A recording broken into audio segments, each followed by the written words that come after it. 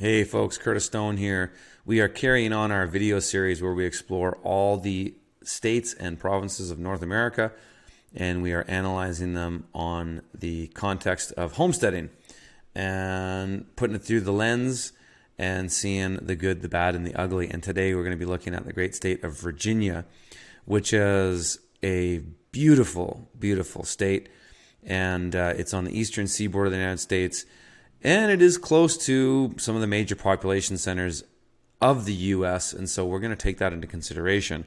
But as far as, a state to live in, as far as the flora and the fauna and the water, the geography, it's a lovely, lovely state. It has diversification of landscapes, but it's got a lot of trees, which is nice. And there's not a ton of big ag here. In Virginia, there is farming. There's a lot of range grazing and just, Joel Salatin's from Virginia. And there's a lot of, good farming, good people. It's a great place. And it butts up against this beautiful, crazy mountain range that comes through Tennessee and all that, which is fascinating when you look at it on a map. You're just going like, what the hell made this? This is so far out.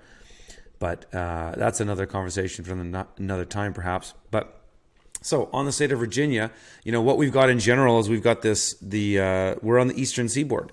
So we are in the temperate region of the United States, which is pretty much this entire region here, starting from the half of Pennsylvania, bottom part of Ohio, through Kentucky, parts of Missouri, Arkansas, all of this. This is the temperate region of the United States.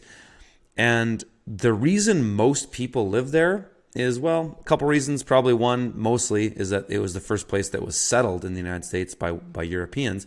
But to this day, it's still very nice. The temperate climate is lovely.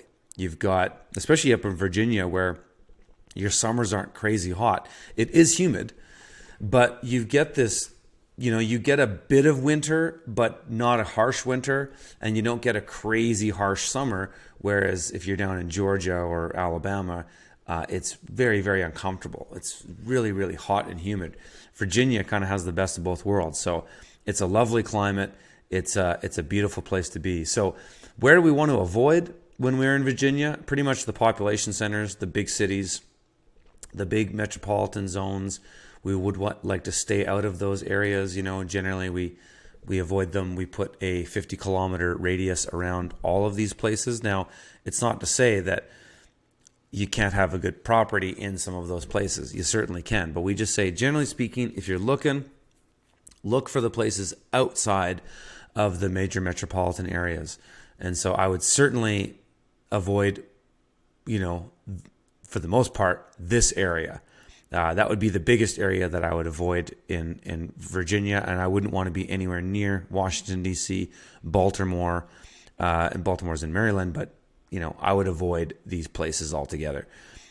Certainly, Richmond's a big city, but, you could find nice parcels of land in and around here and have access to that market, if you're a farmer and you want to sell there. I would completely avoid the eastern seaboard altogether here. I wouldn't be anywhere near this area. Weather can be volatile on the coast, hurricanes, such things like that. I would avoid that altogether, and I would look on the inside of the state here because we've got lots of trees. This is beautiful country up here. So let's look at some of those good areas.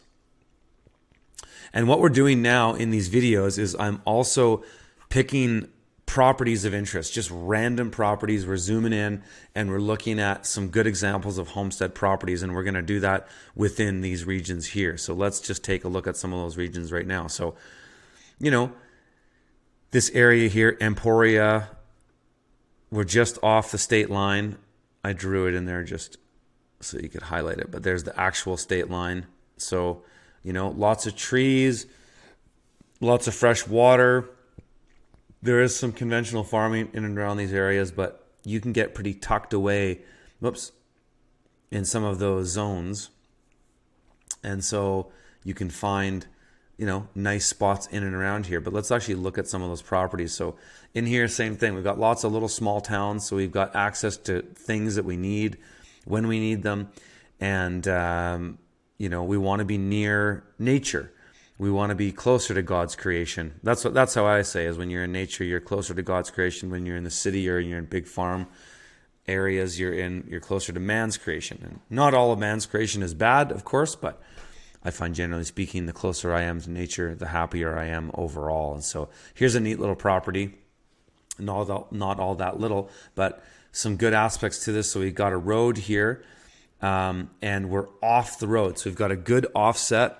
We're not visible from the road. Lots of trees that protect us, give us a bit of that privacy that's really important.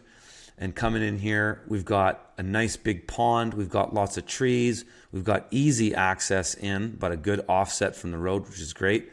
Really only visibility to one neighbor, but not even from the house. When you're at your house here, this is all private. You can't see anybody. I like that when it comes to homesteading. Look at this. This is a massive pond with a dock. I mean, geez, you can have summer vacations on here and your own little oasis. So it's lovely. One thing I like to see with homesteads is a turnaround driveway. This kind of has it, but not really. But you could easily make it bigger.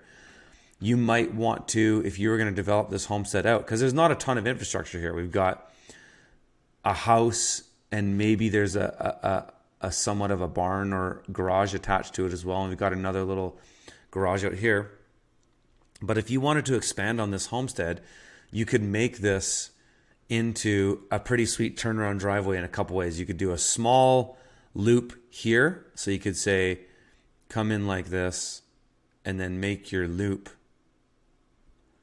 something like this, right?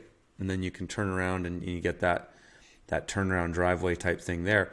Or you could do something like this, which is probably what I'd be a bit more partial to, is bring access through these trees and around the home and make a little bit bigger of a turnaround. The reason for that is that when you do that kind of thing, you've got more options on where you can add infrastructure. And so the beauty of a turnaround driveway and just driveways in general is that they give you easy access. So when it's rainy and there's mud in the field and your driveway is drained well, you've got good easy access. Same with snow. So this speaks to zones of use, one of the 11 scales of permanence that we look at when we're analyzing properties, that we could add other infrastructure in and around that driveway. And so a property like this would definitely have a little bit more to do, but the bones of what you have here is pretty sweet. Huge pond, lots of trees, tons of privacy, tucked away. You've also got some fields you could get going on.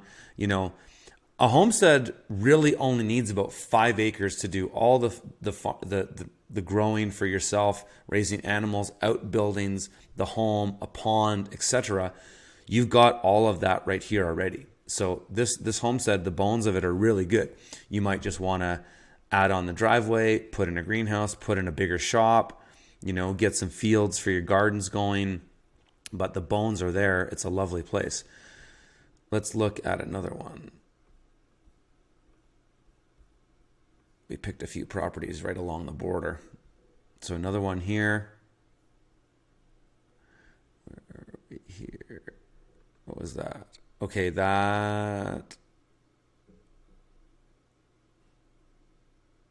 so that was 178 acres, that one. That's fairly large. Let's go look at 72 acres here in Galax, Virginia, which is the closest town. So we've got surrounded by wildlife and trees, which is great. You've got fields in here. You've got nice topography, varying topography. You've got a riparian area here draining from this pond. So you got your own, is it a pond? No, maybe that's not a pond. Well, maybe it is. It kind of looks like it. Actually, this is how we can tell. If we just go into our timeline and just go around looking at some of the different seasons. Yeah, that's a pond.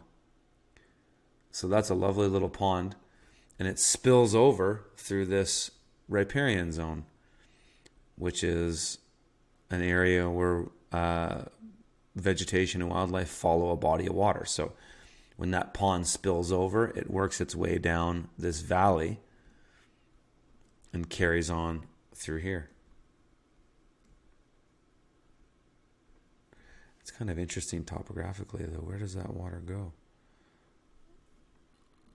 That's kind of interesting. Where does it flow? It comes down here, and then this comes up. Interesting. Maybe there's another bigger pond down here that we can't see where it settles, but you got your own pond, tons of diversity on this property, fields, a bit of a turnaround driveway, which is nice. You got another road access into other aspects of the field, which is great. So you've got access all over this property. This property is amazing. I mean, geez, for 72 acres, there's a lot here. Tons of trees, tons of privacy. You're totally tucked away. Nobody's going to see you at all. So that's really good. You know, something like this can also act as a fire break, though, you know, fire isn't a major issue in Virginia with the amount of rainfall that you get.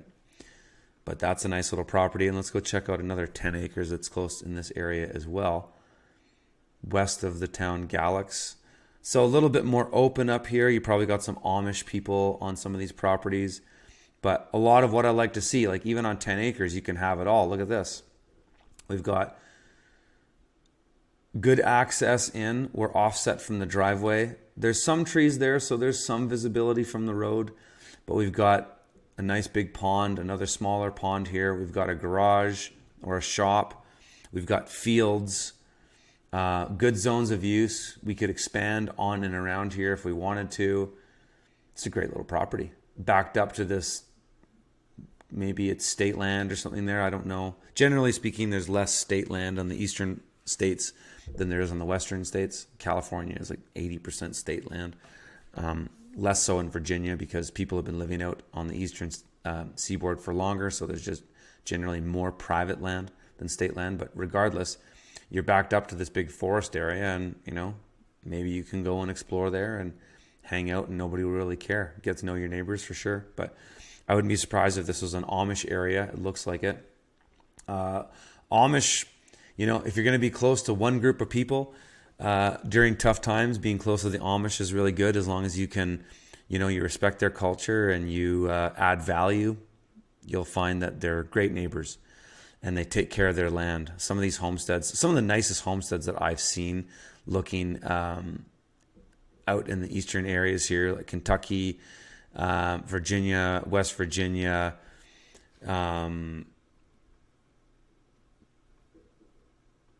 parts of Indiana. The Amish are all around here and they really take care of their land. So it's a nice place to be.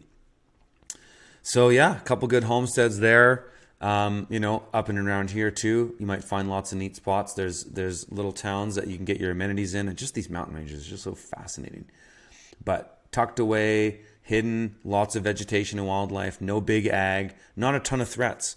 You know, all your big threats are coming from the eastern seaboard, and you know, the threat of what do populations do when they don't have food? They get out of the city and they consume resources in the closest places to them. So that's why we avoid the big cities. That's why I would definitely stay way the hell out of Washington, D.C. But yeah, that's Virginia. It's a beautiful state. Not necessarily all that cheap, but it is a beautiful place, and you can totally get tucked away in these mountains. So food for thought there. Let me know in the comments where you guys want me to go next. Smash the like if you like the video, and check out the video that I have showing you some basics on how to use Google Earth. We're going to look at 3 things you can do to avoid making a big mistake on finding the wrong property, because that's what you don't want to do.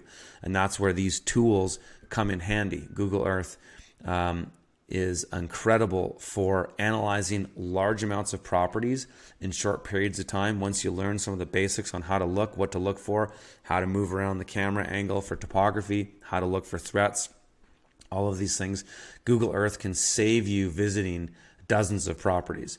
Because what you want to do if you're looking for a property is analyze the most amount of properties and rule out all the ones that have any types of threats, narrow that down to a search. That way you're only visiting maybe 3 or 4 properties to get the right place, opposed to visiting 20 properties, because driving around looking at rural real estate is very time consuming. It's why most realtors don't want to do it. because it just makes sense, right? If you're selling single family homes in Miami, you don't have a very far commute to show a listing to somebody. But if you're showing rural properties to people, it's a lot of driving. And so generally speaking, realtors don't want to do it. And I get it. The numbers just don't make sense. But hope you guys like that one, and we'll see you in the next one.